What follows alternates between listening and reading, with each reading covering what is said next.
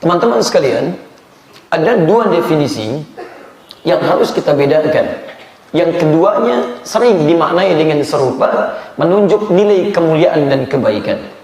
Satu, ada yang diistilahkan dengan adab namanya. Adab. Yang kedua, ada yang disebut dengan akhlak. Jadi ada adab, ada akhlak. Itu berbeda. Saya ulang, ada adab, ada akhlak. Itu berbeda. Misal, saya tuliskan adab. Ini satu. Yang kedua, ada yang disebut dengan akhlak. Yang kedua, kalau yang disebutkan yang pertama, adab, itu artinya kemuliaan, sifat-sifat baik yang diperoleh melalui pendidikan atau pelatihan. Jadi Anda belajar, Anda dididik dan melahirkanlah sifat-sifat mulia disebut dengan adab. Jadi kalau Anda mendapati sifat dan sikap yang baik hasil dari proses pendidikan, maka hasilnya disebut dengan adab namanya. Contoh, di Jepang misalnya dididik dari sejak kecil, bahkan sejak TK ke SD, SMP dan seterusnya. Dididik dipertahankan sifat kejujuran. Bagaimana dilatih untuk jujur, dilatih untuk disiplin, diterapkan itu ketika mereka beraktivitas dewasanya, bekerjanya jujur, tidak menerima sogokan, bahkan saking jujurnya dan disiplinnya, pernah satu kejadian Shinkansen, kereta api cepat, harusnya sampai jam 7, datangnya lebih awal, jam 7 kurang 1 menit. Kalau kita kan senang, Anda ke Tanah Abang, harusnya nyampe jam 7, setengah 7 udah sampai Tanah Abang. Umumnya kita senang. Jepang tidak, begitu kurang 1 menit dia merasa harusnya saya tepat waktu ketika datang. Itu bisa minta maaf secara terbuka, teman-teman. Apalagi ketika ada orang yang diketahui tidak jujur, tidak disiplin, maka perasaan bersalah semakin mendominasi dalam dirinya. Nah, perasaan-perasaan kejujuran, kemudian disiplin yang lalu dipraktikkan dalam aktivitas hasil dari pendidikan, itu yang disebut dengan adab. Paham seperti ini? Baik. Akhlak itu berbeda.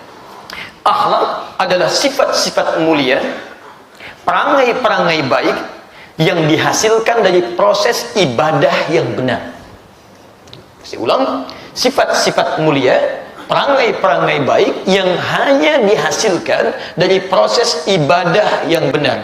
Ini poinnya. Jadi kalau ada, jangankan orang Islam yang beriman, yang tidak beriman pun bisa beradab sepanjang dia mau belajar.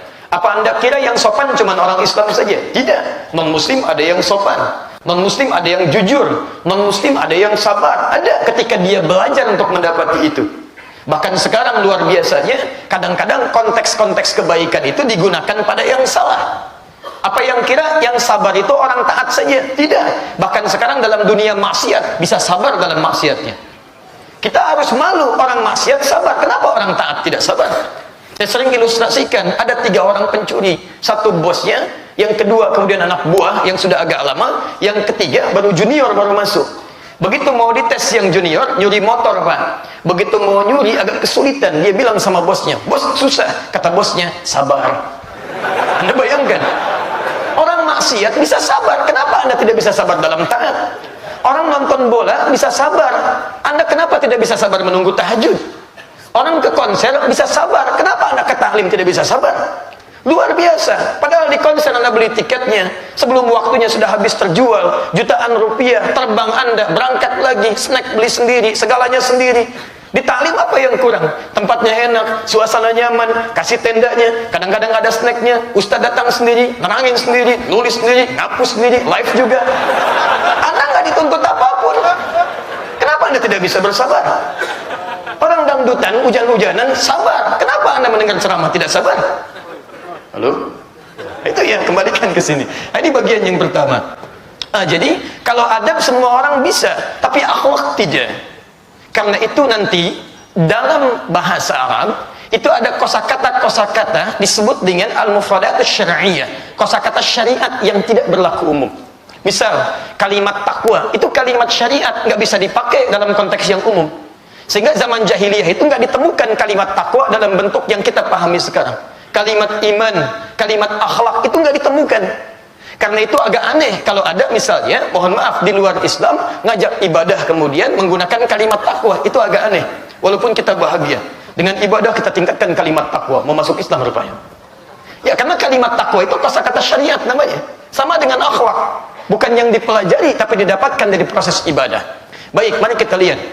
Kalau saya tulis dalam bahasa Arab, tulisannya begini, hamzah, kemudian kha, lam, qaf. Lihat sini. Akhlak itu hasil kebaikan yang beroleh dari proses ibadah. Yang disembahnya saat ibadah namanya khaliq. Khaliq. Quran surah ke-15 ayat ke-28. Allah menyebut dirinya dengan khaliq. Wa idz qala rabbuka lil malaikati inni khaliq. Ketika Allah berfirman pada para malaikat dan jin, saya khaliq. Perhatikan. Hasilnya disebut dengan akhlak. Yang disembahnya disebut dengan khaliq. Yang menyembah disebut dengan makhluk namanya. Makhluk, semua kosakatanya sama. Perhatikan, bersumber dari huruf yang sama. Makhluk, akhlak, khaliq. Dan uniknya, saat kita diminta ibadah, akar kata kalimat akhlak, penciptaan kita dihadirkan oleh Al-Quran. Dan ketika Allah menciptakan kita, turunan katanya sama, seakar dengan kata ini, namanya khalaq. Khalaqa. Iqra bismi rabbikal ladzi khalaq. Sekarang sambungkan, apa kaitan khalaq dengan ibadah? Buka Quran surah ke-51 ayat 56, paling kanan sebelah atas. Wa ma khalaqtul jinna wal insa illa liya'budun. Ibadah. Sebagian teman-teman mohon kita amalkan Quran surah 58 ayat 11 ya. Ya ayyuhalladzina amanu idza qila lakum tafassahu fil majalis fafsahu yafsahillahu lakum. Hei orang-orang beriman, jika diinfokan pada kita, ayo kita share, luaskan supaya orang lain mendapatkan kenyamanan yang sama, maka cepat respon. Orang yang bisa meluaskan bagi orang lain, Allah akan luaskan titian kehidupan apapun yang amalkan dalam kehidupannya.